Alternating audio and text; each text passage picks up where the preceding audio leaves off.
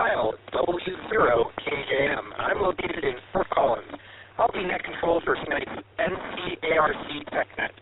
The purpose of the TechNet is to enlighten amateur radio operators on topics of a technical nature.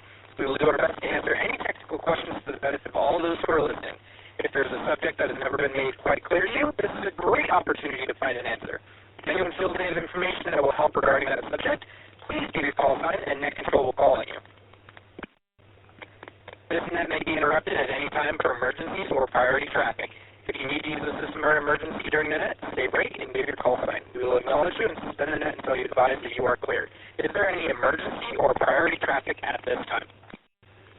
All licensed amateur radio operators with 70-centimeter privileges are encouraged to check into the net. Club membership is encouraged, but never required for participation. Check-ins are requested for the purpose of counting participation, and no checkout is required. This is Whiskey 0, Kilo, Juliet Mike, net control for tonight's NCARC TechNet. When checking in, please give your call sign slowly, first alphabetically, then again using the ITU phonetic alphabet, along with your name and location. When checking in, please state if you will have a topic that you would like to discuss. Check-ins will be taken in groups of 3. When I have acknowledged the first group of 3, I will then move on to the next group of 3.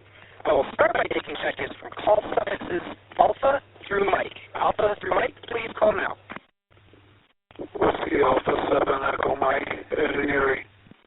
Kilo 0, Hotel Alpha Kilo K0 HAK, Dave in Fort Collins. This is AE0CF Alpha Echo 0 Charlie Foxtrot Fort Collins. Net control would like to acknowledge WA7EM, K0HAK, and AE0CF. I'll take the next group of 3. Alpha through Mike, please call now. Kilo Foxtrot 0, Golf Quebec India, Dobby Pierce. Kilo 3, Sierra Alpha Delta, K3 SAD, George and Windsor, no traffic. Net control would like to acknowledge KF0GQI and K3 SAD. Thanks again for letting me take the net tonight, George. I'll take the next group of 3. Alpha through Zulu, any station, anywhere, please call now. K0MLG, Kilo 0, Mike, Lima Golf, Marty, Fort Collins. This is K5SGC, Kilo 5, Sierra Golf Charlie, Dave in Fort Collins. Pinewood Reservoir. Pinewood, you doubled there. Go ahead and come back. This is KB0YDN, Kilo Bravo 0 Yankee Delta November, Eric in Pinewood. Net control would like to acknowledge K0MLG, K5SGC, and KB0YDN. Next group of 3, please call now. WB5TEX, Whiskey Bravo 5, Tango Echo X-Ray, Dale, Loveland, no traffic.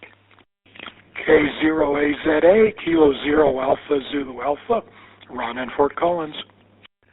November 0, Echo Mike Papa, Greg in Fort Collins with Debbie. Kilo 0, Delta Bravo Echo, no traffic.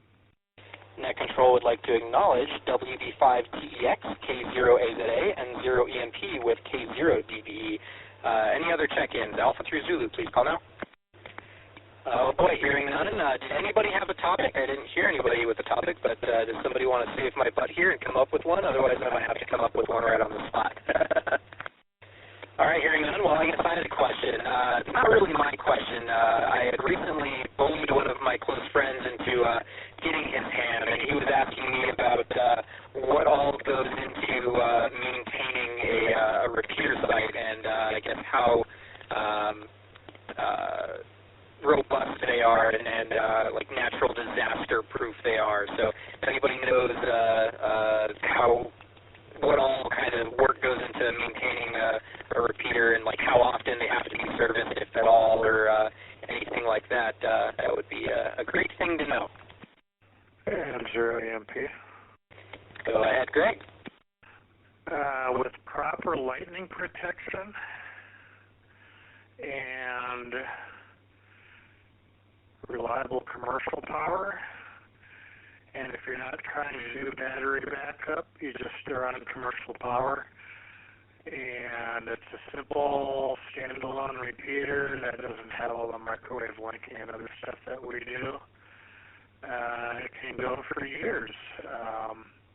A0OJ had a repeater in Greeley right next to our repeater, It was a GE Master 2, and from the 8 years or so from when I got licensed until he passed away, he asked me to go up there once because it had drifted a tiny little bit off frequency. It was still working, but it was off a tiny bit, and he asked me to go up and adjust it. And that was, as far as I know, the only maintenance that thing ever saw in like 8 years. When you put something on a mountaintop in an unheated building, or it gets hot in the summer and freezing cold in the winter, and that cycles year after year, and you have more lightning and atmospheric electricity and battery and solar systems you're trying to maintain, can be a different story. And 0 EMP. Awesome. Well, great information. I think that answered my question. Does anybody else have any questions regarding that topic or any other topics? SAD. The floor is yours. I guess my next question along the same lines was, what is your typical design desire for battery backup when you're running on solar? I can talk to that as well. Let me make sure I have this. So I used to always be of the mind that if you didn't care about weight, like in an aircraft, if you didn't care about weight and you didn't care about tipping over, you didn't have to worry about batteries getting tipped over or having to operate at different angles or upside down and things like that.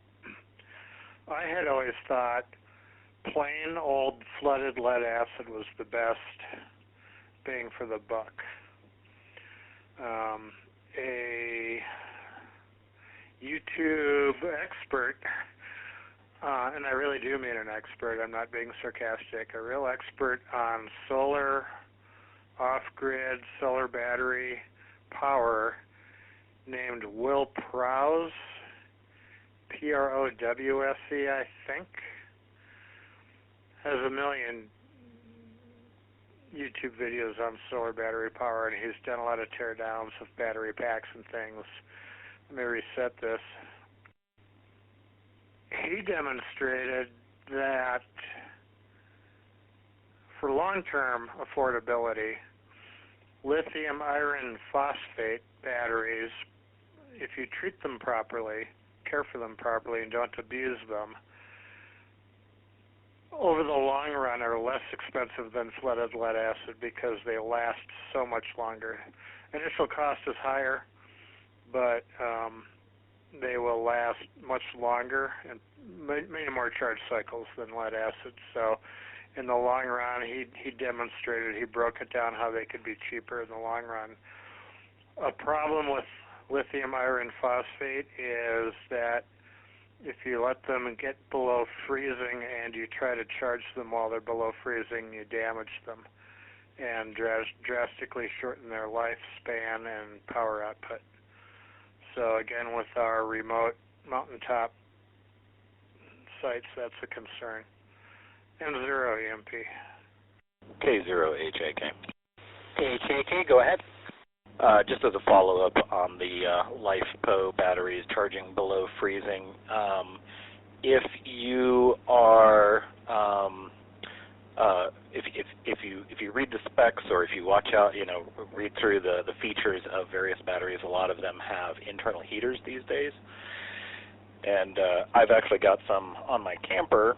They have internal heaters, and they only enable the heaters when they are receiving current through a charging source like solar or through being plugged in, and so there's no risk of the heaters actually running the battery down. Reset. Additionally, there are typically low-temperature charging protection circuits built into the battery management system, even on the ones that don't have internal heaters.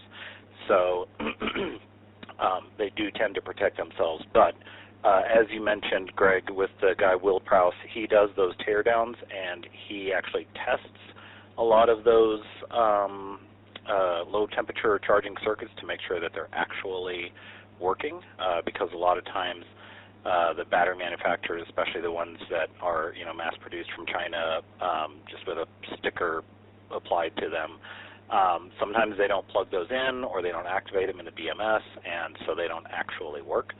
So his channel is really good. If you're in the market for a battery, definitely check out his channel. He looks at build quality, he looks at functionality, he checks capacity, all that stuff. Back to Net. This is W0KJM, Net Control for the Northern Colorado Amateur Radio Club Weekly TechNet.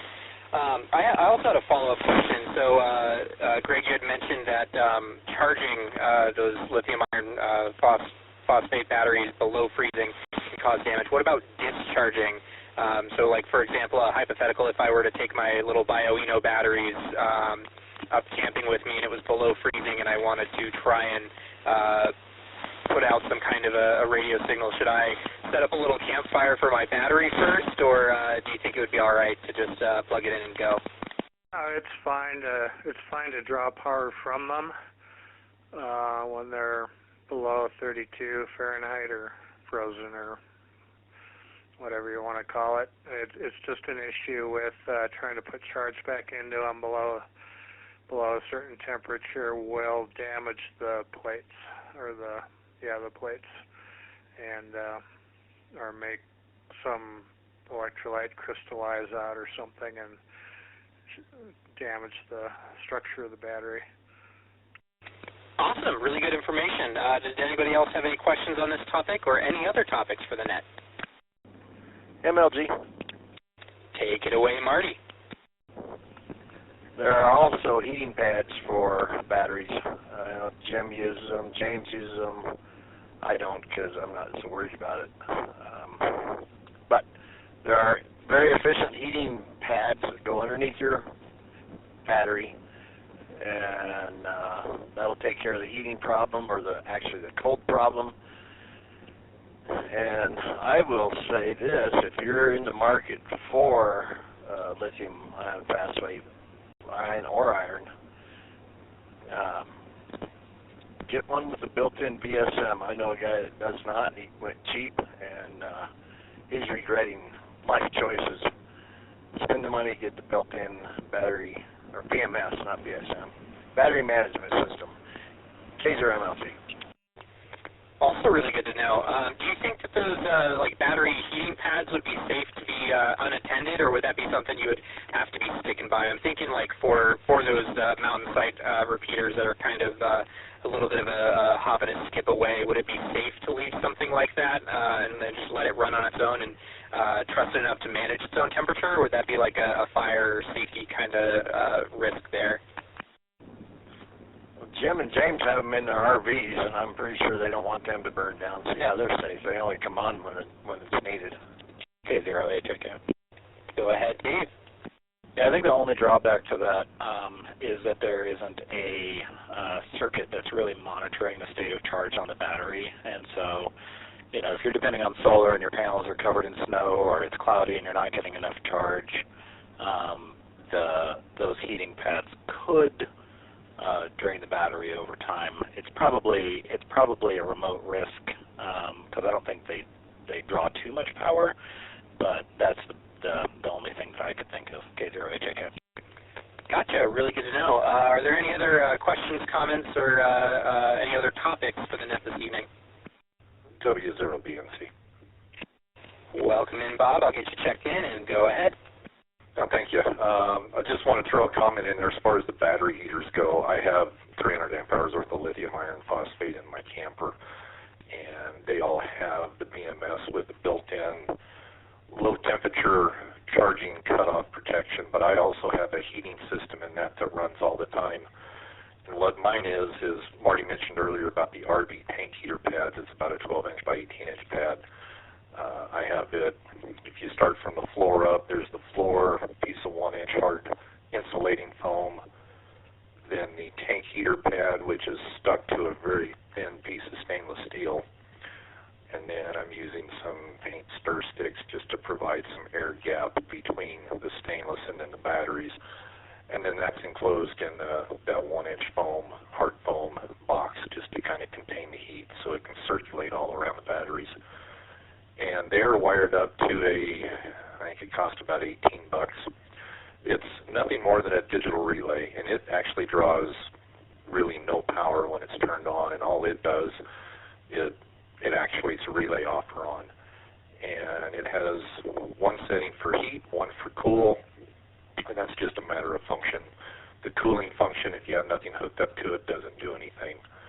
The heating side of it, you can set at what temperature you want the relay to activate, and then you can set the delta for when the relay shuts off. So since mine are always on and it's always connected to a solar panel, mine is set to come on at 35 degrees with a 3-degree delta, so it will come on at 35 and shuts off at 38. And on some of those days where we've had in the mid to low teens, it comes on like right at 35, runs for just a couple minutes, and it shuts off. And generally there's enough heat trapped in that box that it doesn't come on the rest of the day. W0BNC. Thanks, Bob. Really good info. Anybody else have any other questions on this topic? Whiskey Zero India Kilo Lima. Go ahead. I'll get you checked in. Check in.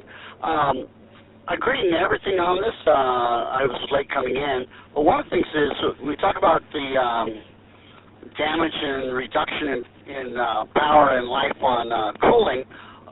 What is it for the opposite, heating? Where should these batteries, where do we need to think about cooling them? SAD. Take it away, George. Only for the sake of positing some humor there. If it's uncomfortable for you, it's uncomfortable for them. Bring them in. Thinking about the dog commercials, it's all hot asphalt. Sorry about that. Back to net. BNC. I would imagine they do have some kind of temperature operating window, and I'd imagine it varies depending on the battery. But how high is that operating temperature window? How hot can they get before it becomes a serious problem? BNC. Go ahead, Bob. Depending on the BMS, I've seen them with a high temperature shut off anywhere in the range from 140 to 170 degrees. So really, unless they're, if we're talking like an RV or a remote repeater shack, I would think unless they're out in the direct sunlight, that might be kind of hard to over temperature one, so to speak. I know with the RV one, I want them kept inside because then I can't control the temperature, and two, they're ripe for theft if they're left outside. But 140, 170 degrees is the range I've seen on the top end for most BMSs. The just is they'll do better than me.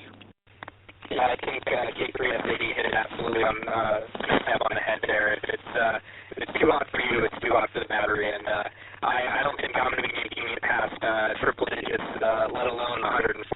So that's good to know there. Especially in a remote repeater site, I don't think it's really going to get that hot inside. So good to know that that's not a major concern. Cool. Are there any other questions regarding this topic or any other topics for this evening? SAD, new topic? Go right ahead. Not genuinely technical in nature, but curiosity. What is a SWACmaster? I received an email this evening from Marty, and what does that title mean? It's a long story. I'll tell you at the marathon, K0MLG. Understood. Back to net. That's my nickname that got given to me years and years and years and years ago, but I'll explain it to you. This is W0KJM Net Control for the Northern Colorado Amateur Radio Club Weekly TechNet. Are there any late check-ins or additional comments, questions, or other discussion for the net this evening? KG6OBC, Justin, mobile, late check-in. Net Control would like to acknowledge KG6OBC. Any other late check-ins? N0BNK, November 0, Bravo, November Kilo, Rick in the port. Net Control would like to acknowledge N0BNK. Any other late check-ins before we close the net this evening? Hearing none, this concludes the NCARC TechNet. Net Control would like to thank each station for their participation. We had a total of 16 check-ins tonight. This net will occur again next Monday at the same time on the same repeater. This is W0KJM closing the net at 1826. Thanks and good night, everybody. This presentation was brought to you by the Northern Colorado Amateur Radio Club. For more information, visit our website, ncarc.net. Thanks for watching, and don't forget to like and subscribe. You keep tuning